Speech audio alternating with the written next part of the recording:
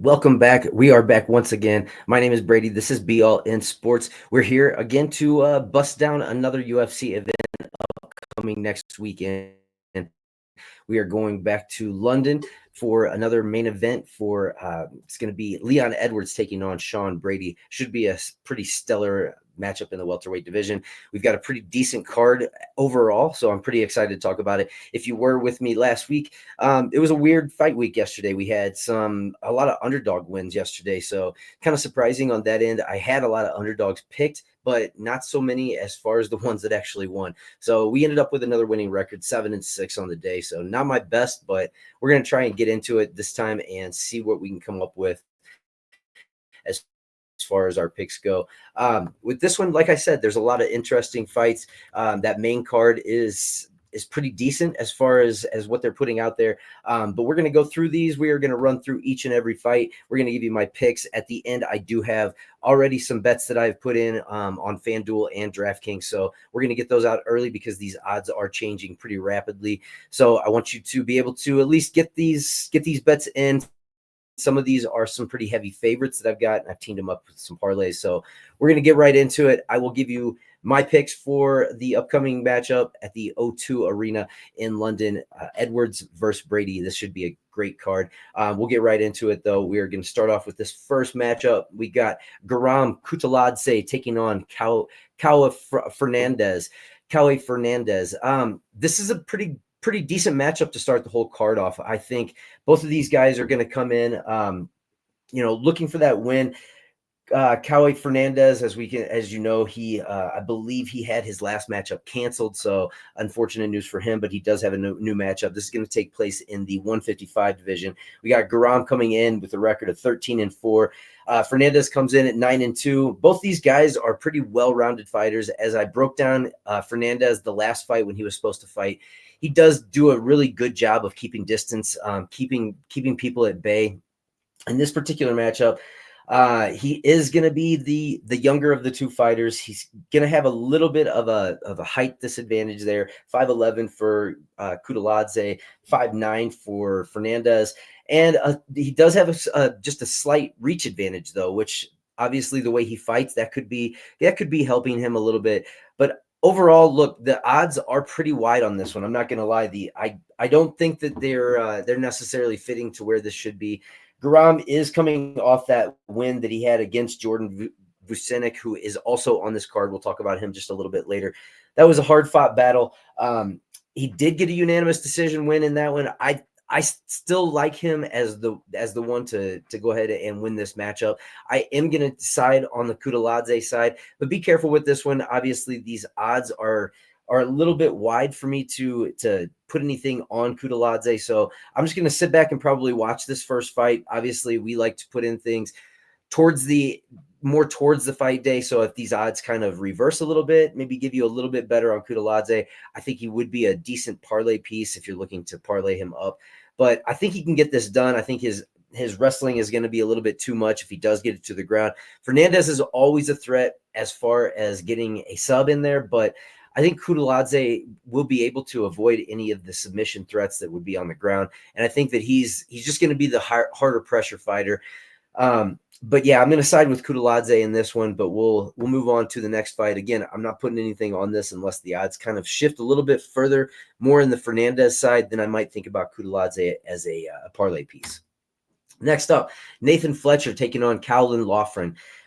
This should be a decent fight. I'm pretty high, honestly, on Nathan Fletcher.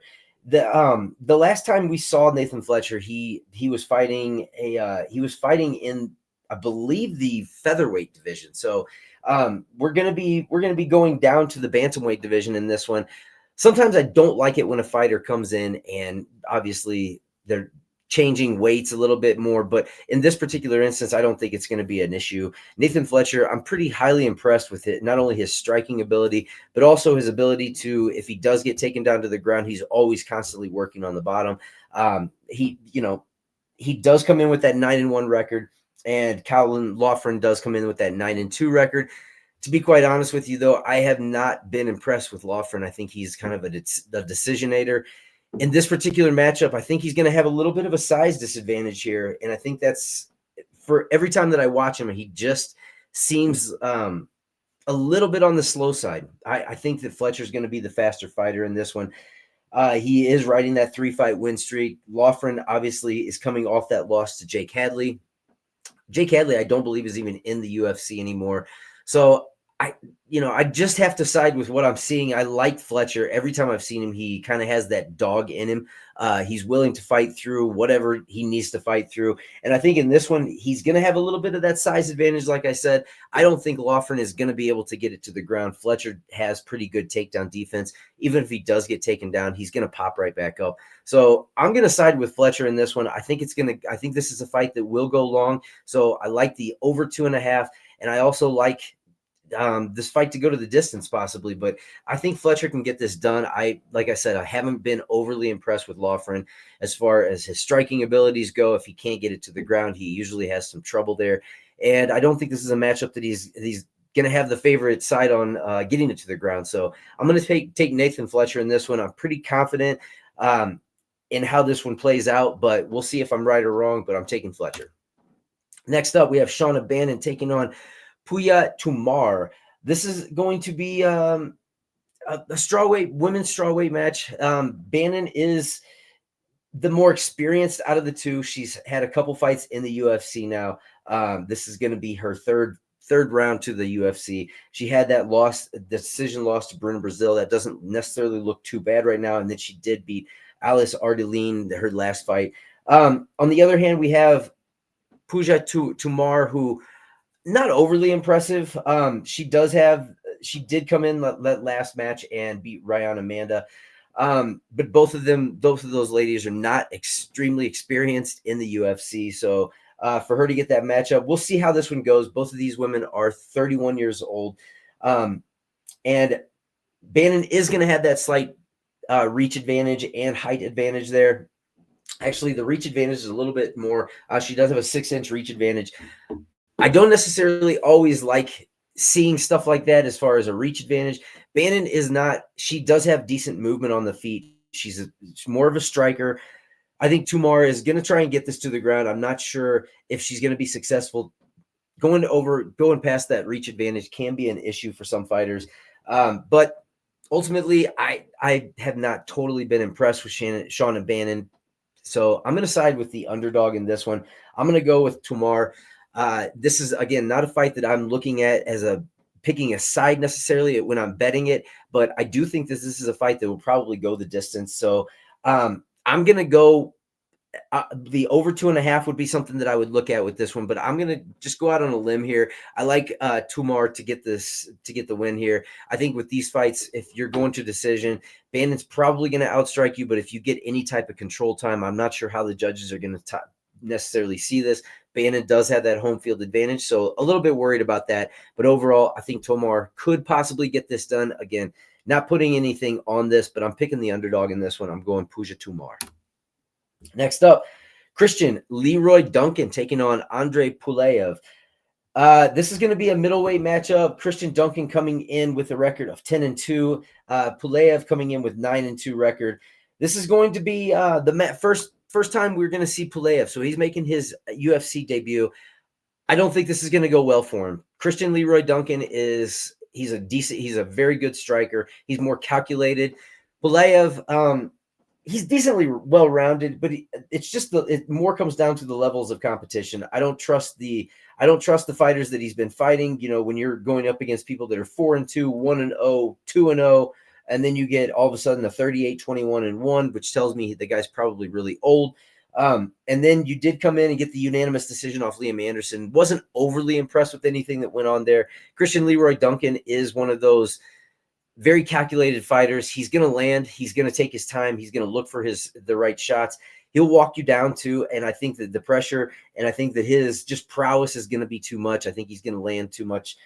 So I am going to take him. He's a heavy favorite, and I don't like taking heavy favorites, especially when it comes to a fighter like Leroy Duncan, just because sometimes you don't know what you're going to get out of him. He could be very lackadaisical. He kind of played that game the last time when he was up against Rodriguez. He never pulled the trigger, and he ended up losing the decision there. But I am going to side with Leroy Duncan in this one. I think this is a fight that he can get done. I think he's going to bounce back and show the newcomer what's up in the UFC. I don't trust Puliaev just for the simple fact that he has not fought a very high level of competition. So I'm taking Leroy Duncan in this one. But again, no bets in on this one as of yet. Next up, Marcin Tybura taking on Mick Parkin. I'm going Mick Parkin. I'm going the underdog with this one. This is going to flip. You have a 10-year age advantage here for Parkin. He's 10 years younger. And to me, you're seeing the end of Marcin Tybura. I know he won his last fight against Janata Deniz, but again, Deniz is not a ground fighter. Mick Parkin is more well-rounded. Mick Parkin definitely brings the pressure. He trains with people like Tom Aspinall, so we know that he's got decent striking. I think he can maintain there. I'm not too afraid of anything Tybura is going to throw his way. I don't think that Tybura is going to be able to knock Mick Parkin out, and I think Tybura will end up gassing due to the pressure that Parkin's going to bring to him, and due to him, if he gets him on the ground, I don't think that Tybura is going to be able to submit Mick Parkin. So I think this is a fight that if he gets it to the ground, I look for Parkin to end up controlling it. I look for him to issue the ground and pound, and I think Parkin can get this done.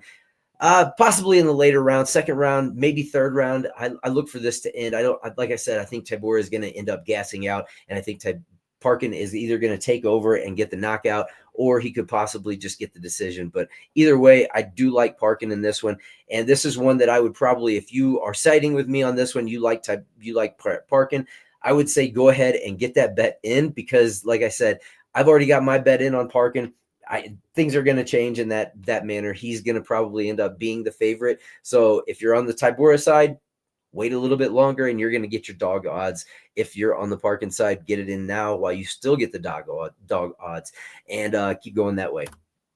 Next up, Loner Kavanaugh taking on Felipe Dos Santos. I'm a fan of Loner Kavanaugh. I did actually. I think I've gone against him almost every one of his fights. I didn't the last one, but the one before that, when he was in the Contender Series, I definitely picked against him there. He surprised me. He continues to surprise me with his footwork. I take it back. I did pick against him the last fight too. So he continues to surprise me. Felipe Dos Santos, on the other hand, I think he's a strong competitor. I think he's got the dog in him.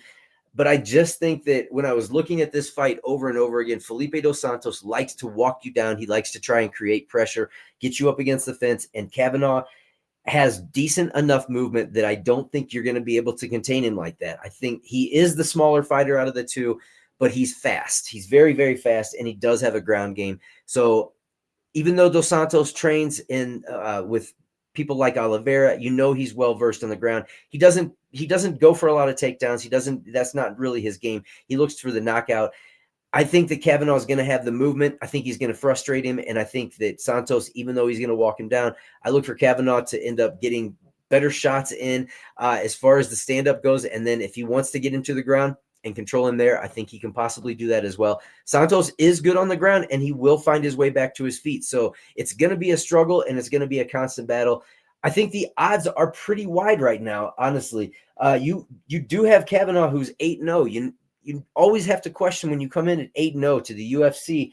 He did win he won his Contender Series by knockout, and then he did win his last match by a unanimous decision, Ochoa. This is going to be his most difficult match by far. And Andre Lima, losing a decision to Andre Lima, which Santos did the last time, there's nothing bad about that, considering what we're seeing Lima do in the UFC. He did pick up a win against Altamirano, which is very impressive. If you're outstriking him, then obviously there's nothing to shake a stick at there. Obviously, the Manel Kape, you can't go against him there, but I think the odds are way too wide for this one. So betting wise, I would probably kind of side a little bit more on the Felipe Dos Santos side. If you're going to put a bet in on it, I would like to see this. I think if this goes to the decision again, I don't think he's knocking out Dos Santos, but again, I think Kavanaugh is going to frustrate him with the constant movement that he has. And I think he's going to slide in and get out very, very quickly. That's kind of his game. So I look for Kavanaugh to get the decision, but I think this is going to be closer than the odds tell you. I don't think he's going to run away with it by any means. So I would definitely look on the other side of that. I think you might be getting a very, very decent number if you're going Dos Santos, possibly is that plus 3.5. So no bets in on this one, but I am siding as the winner with Loner Kavanaugh. Next up, Jai Herbert taking on Chris Padilla. Chris Padilla has been impressive in his last few fights. He's got the dog in him. So right now you're getting dog odds on Chris Padilla, which you have to look at the other side of that equation. You've got a 36-year-old Jai Herbert who has been knocked out. We all know about the knockout from Ilia Topuria, but he has had some decent wins. He gets a win against Kyle Nelson. We had the draw against Ludovic Klein. Nothing bad about that one. You did lose to Varas Siem. Ziam's not a bad fighter. He's pretty well rounded. And then your last fight, you came out and got a hard fought decision against Bedoya. Bedoya is a good fighter. That was mostly a striking match. I think Chris Padilla is going to be able to mix this up a little bit more than we saw with Bedoya doing. I don't think Bedoya was a threat on the ground, and I think Herbert was able to light him up. Herbert is going to have a reach advantage and a height advantage in this one. But the way Padilla fights, he gets right in your face. He's going to create no space for Herbert to get in and do anything. And plus, he always has the threat of getting the takedown as well. So I am going to side with Padilla as the underdog. These odds may go a little bit wider. And Herbert, he may surprise me again in this one. But I'm going to side with the dog in this one. I like Chris Padilla to get this done. So I'm going to go him, Chris Padilla. This is probably one of the most interesting fights for me on the whole entire card. I can't wait to see this one. We got Nathaniel Wood taking on Morgan Charrier. Charrier is a very, very tough fighter. I really enjoy watching him fight, going back and watching his fights against his opponents. The one thing that I will say is I'm not necessarily sure that he lost the fight against Chepe Mariscal. We could possibly be looking at a fighter who should be undefeated in the UFC. Possibly. It was a very, very close split decision there, and it could have gone either way. Like I said, I'm not sure that he actually lost that fight. I thought he had a lot of control time. I thought he did very, very, very well against that fight. On the other hand, we have Nathaniel Wood coming in. When you go back and watch him, he's very, very, very fast on the feet. He has great boxing. He moves well. He's got good ground game as well. So if it does get taken down, he usually is able to get himself back to his feet or at least not get submitted. That's not something that we see a lot from him. He has his last match out. He did take on Daniel Pineda. He looked very good. He had a unanimous decision there. His striking was on point. He did lose to Muhammad Naimov.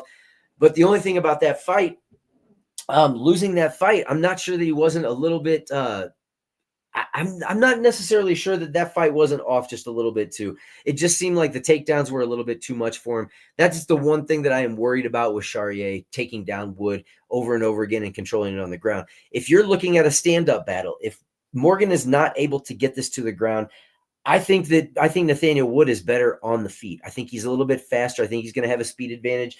The one thing that I do question is the size. I think if Charrier does get him up against the fence and he does get him to the ground, he may be able to control time there. He may be able to take some points. But I'm going to go with the underdog in this one. I think the odds are a little bit wide for me. We've got Nathaniel Wood sitting there. He was at a plus 160. I think it's gone down a little bit now. And we have Charrier, who was a minus 192. I don't see it as a 2-1 fight. I think the odds are a little bit stretched. So in this particular instance, I like Nathaniel Wood. I think he can get this done. I think this is going to be a fight that if you're going to bet on it, probably going to sweat through it a little bit. It's not going to be an easy matchup for either one of these guys. They're both highly skilled. They both are good in all areas of their game. So I think if Charrier gets the takedowns, that's the one thing that I'm worried about. Standing, I think they're both pretty equal and it could go either way. Again, I'm going with what I see in the odds. I think it's too wide. So I'm going to side with Nathaniel Wood. I think that he's a good underdog pick and I think he's very live to get this done. That is my pick for that one. All right, this is another one that I'm excited. Not necessarily as much for the matchup, but I'm excited to see him fight again. Jordan Vucinic. When I see this kid fight, he just looks like he's got something going that I really like. He's fast. He's got decent striking. It's not the best I've ever seen, but it's the ground game that stands out with him. The wrestling and the speed and how he performs. I like watching this kid. I think he's going to be good. Chris Duncan, on the other hand, he is a little bit older. He's been in the UFC longer. But when you compare these two, I think that Vucenic is gonna be the faster fighter out of the two. I think he gets in. I like his movement in and out. I think the loss that he just took to Guram Kutaladze, I don't think we saw exactly what he can do, because Guram is a very tough opponent to come in on a debut, especially when you're coming in on extremely short notice to fight him. He did take it to the distance, so that's something that I really don't think that Duncan's going to be equipped to deal with. Duncan's good pretty much everywhere. He's got the subs, but the one thing that I think is going to be there on Vucenic's side is going to be the speed advantage. I think that he can get him. I think that he's going to do what he wants in a way to Duncan. I think Duncan's a little bit slower in the striking. I think Vucenic can get the striking game going if he wants to, but I think that ultimately the takedowns are going to be there for him. I think he's going to be quick, and I think he can possibly take the back. I think Vucenic can get this done. I think it's going to be a sub. Vucenic is very, very skilled on the ground. Overall, even if it is a decision, I look for the control time to be there for Vucenic as well. Duncan could surprise me. And to be honest with you, it wouldn't be much of a surprise. I don't like the odds on this one, even though I do have a bet that I'll give you out, including with Jordan Vucenic in it. But I don't necessarily, I don't like where the odds sit. Chris Duncan, I think he's being undermined a little bit here, being a minus or a plus 275 dog. But then again, this could prove to be one of those things that's absolutely justified. When you see Jordan Vucenic in there, I think we're going to see the speed play a big part of it. I think that submission game is going to be on point. He's very impressive. So I look for him to get this done. I think he's just a better fighter everywhere this is going to go. The speed advantage, I think he's got it. And I think he's going to get his first UFC win. He's hungry. He's very, very hungry. And the kid's got a chin. So I'm going to trust him. I'm going to go Jordan Vucenic in this one. Maybe I'm buying into the hype a little bit, but I liked what I saw from him in his debut, even though he was going up against a very, very good opponent in a very, very short stint, coming in and taking over. So he's getting his second chance. I think he gets it done. Next up, Molly McCann taking on Alexia Thinera. I'm going Thinera in this one. This may not be the right choice. Molly McCann usually comes in pretty ferocious. She is fighting at home. She's going to have the home field advantage here. She's going to come in wild. She's going to come in and look for the knockout like she always does. Thinera is not a bad kickboxer. She does have the kickboxing skills. That's where she is the best at. I think she's going to be able to keep this at bay, keep the distance, and move. I think the movement, again, is going to be one of those things that's going to frustrate McCann. McCann likes to come in heavy and lay big shots, and I don't necessarily know that Thinera is going to be there for to hit. She is Molly McCann 34, Thinera is 27. McCann obviously has the experience. Thinera has a 67-inch reach advantage or a 67-inch reach compared to McCann's 62-inch reach, so she's going to have the reach advantage. And I know that Thinera does train, I believe, with Amanda Hebas and her crew, so she's got some skills on the ground as far as that goes. So I look forward to be able to get this done. I think she's going to be the stronger fighter on the ground, and I think that the movement is going to frustrate her in the striking department. So I'm going Alexa Thinera in this one. I think she can get the win over Molly McCann in this.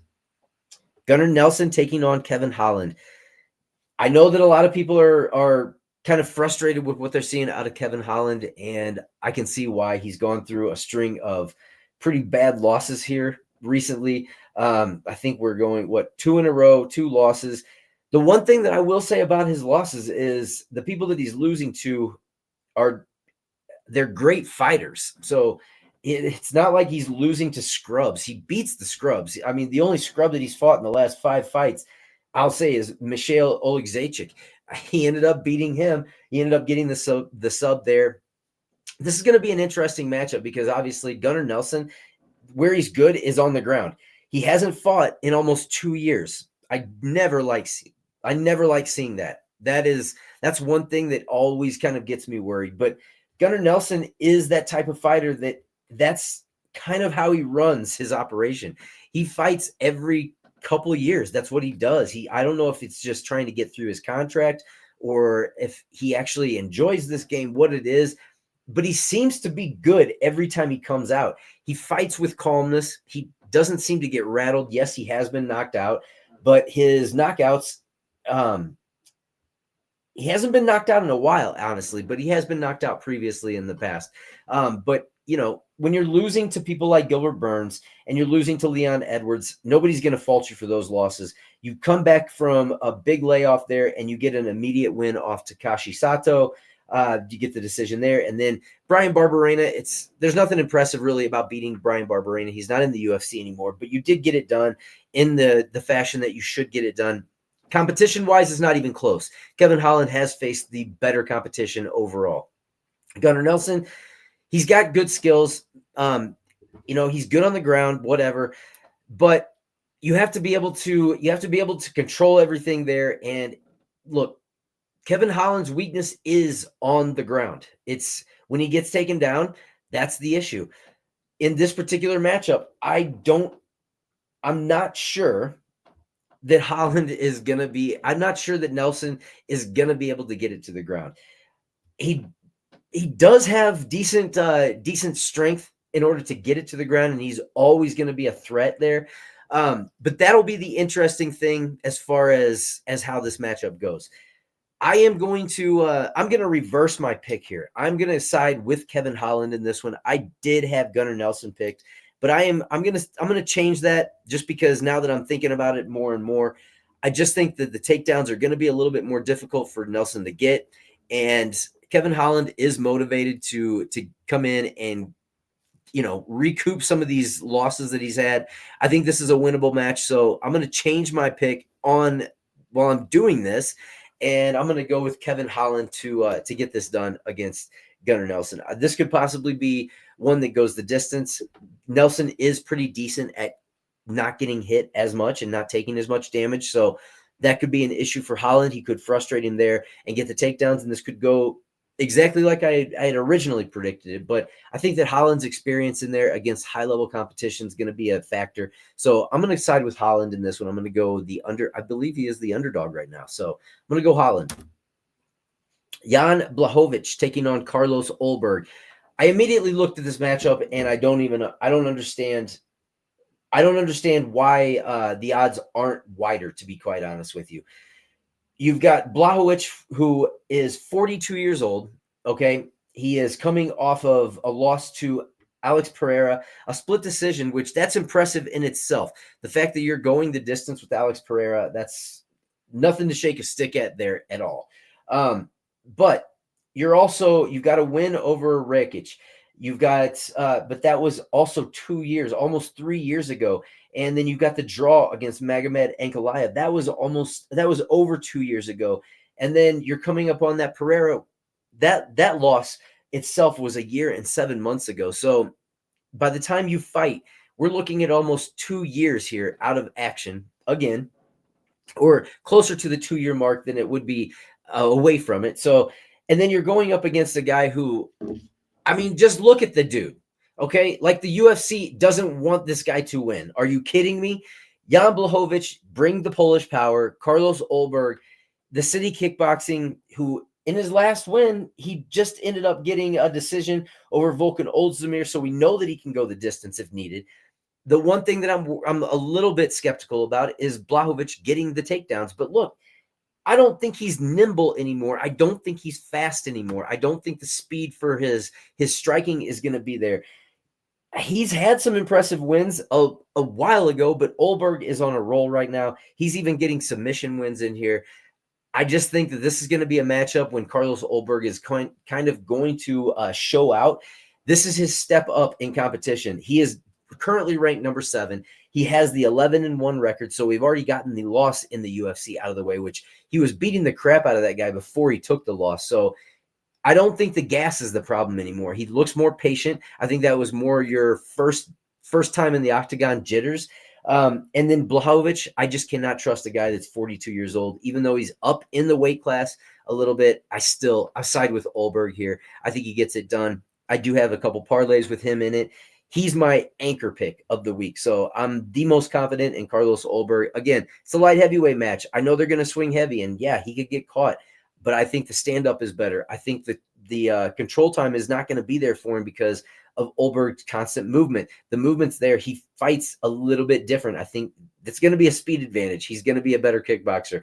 So I look for Olberg. I think he's going to get this done. I think it's going to be a later knockout, but possibly even like round 2, round 3. Even if it does not get there, I think that Olberg's got enough in the tank to get it to decision and get it done. This is the main event of the night. Leon Edwards taking on Sean Brady. This is going to be an interesting matchup. All these are going to be some pretty interesting matchups because Leon Edwards is the hometown favorite. Fighting at home, he does pretty well. He's obviously going to have the crowd on his side. Sean Brady coming in. At first, he was not going to fight on this card. I believe they took Madalena off this card, and he is now going to be fighting Bilal Muhammad for the championship. So they needed a replacement. Sean Brady was up for it. He came in. Sean Brady has had a lot going on in his personal life. I know he's just had his baby, so we'll see if that has any type of effect. A lot of times when fighters, right after having a baby, they usually fight a little bit better, fight with that upped energy. So we're going to see how Sean Brady does this time. But when I watch this, you got to factor in the takedowns in this one. They both have losses against the same opponent in Bilal Muhammad. Brady didn't look that bad at the beginning against Bilal. Bilal just kind of ended up taking over. Edwards, on the other hand, the constant takedowns were there. The striking looked to be an issue for Edwards against Bilal. I think that in this particular matchup, Brady's going to be too much for him. I think that he's going to end up being able to get it to the ground if he wants it to the ground. And once Brady does get it to the ground, he's always going to be a submission threat. Leon Edwards, it does have decent takedown defense, and I think that could cause some problems. But I think if Brady continually maintains his game plan, which should be to strike, shoot, get in for your takedowns, try and get the submission, get his back, I think that's the way Brady's going to go. I'm going to call that Brady gets this done at I think maybe a 3rd round submission is what I'm going. I think once it gets a little bit later, then it could be a Leon Edwards game because as the rounds go, if Brady cannot get it to the ground, he can't continue to keep it there and fight for those submissions, then Edwards, he may have the juice later on in the rounds. But I think Sean Brady's cardio is going to be on tack. I think it's going to be intact. I think he's going to be able to do it even if it goes to the distance. But I am siding with Sean Brady in this one. I think he's got the power to get it done. I think the takedowns will be there for him. If you've got other fighters that I think are less skilled as far as takedowns go than Sean Brady and they're getting you to the ground, then I definitely think that Sean Brady is going to be able to get you to the ground and possibly control that wherever it goes. He's a submission threat if he does get it there. So I just think there's more ways for Brady to win. He doesn't have to win a striking battle with Leon Edwards, which is Edwards' main prowess for winning his matchup. So I'm siding with Sean Brady. That's where I'm going with this one. No bets in on Sean Brady, but I do have a couple parlay picks that I've pieced together, and I do have my underdog pick for the week already. This is the way I'm going. I got Jordan Vucenic money line, and I have at minus 345. I think that may have changed just slightly. I think you're probably still right around that 340, 345. So, and I also team that up with Carlos Olberg. Like I told you, I'm pretty confident that he can get this done. Minus 225 there. I know that now Carlos Olberg has changed. He's going to, last I looked, he was in the minus 240s now. This came out to a minus 116 on DraftKings. I still believe in this 2-leg parlay, so I put 2 units on this one. I also have Carlos Olberg money line at minus 225. Like I said, he is my anchor piece. I'm pretty confident that he gets this done. And then I teamed him up with Nathan Fletcher money line at minus 148. Nathan Fletcher hasn't moved very much, so the Olberg line, like I said, has moved. You're still getting plus 142 on DraftKings on this as of these numbers, so you're still right around that plus 135, 140 mark. So I think I am pretty confident in both of these parlays. I think that all 3 of these fighters get this done this weekend. I'm going to try and maintain myself and not get too carried away in my betting, but this is also a 2-unit play, so if both of these hit, we're obviously already going to have a good week. And then I also have another 2-unit play on my money line underdog of the week. I went over to FanDuel. He was at plus 110 on DraftKings. So I went over to FanDuel. They had him at a little bit better odds. I got him at plus 114 on money line. He has obviously gone, and that has already changed. It's at plus 106 the last I looked on FanDuel. I think he's at minus 102 on DraftKings. So get it while you can get the dog odds in there. And we'll see how we go for this weekend. But that is my full breakdown as of this week and a few of my picks for this week as well. Hope you enjoyed this. If you have not already, please hit the like and subscribe. Give me your comments. Let me know if you like these picks, if you're picking the same, if we're siding on the same side. If not, let me know who you're picking in the comments. Maybe we can team up and rule the day together. But this is Be All In Sports. My name is Brady. Thank you for tuning in, and we'll see you again next time. Peace out, people.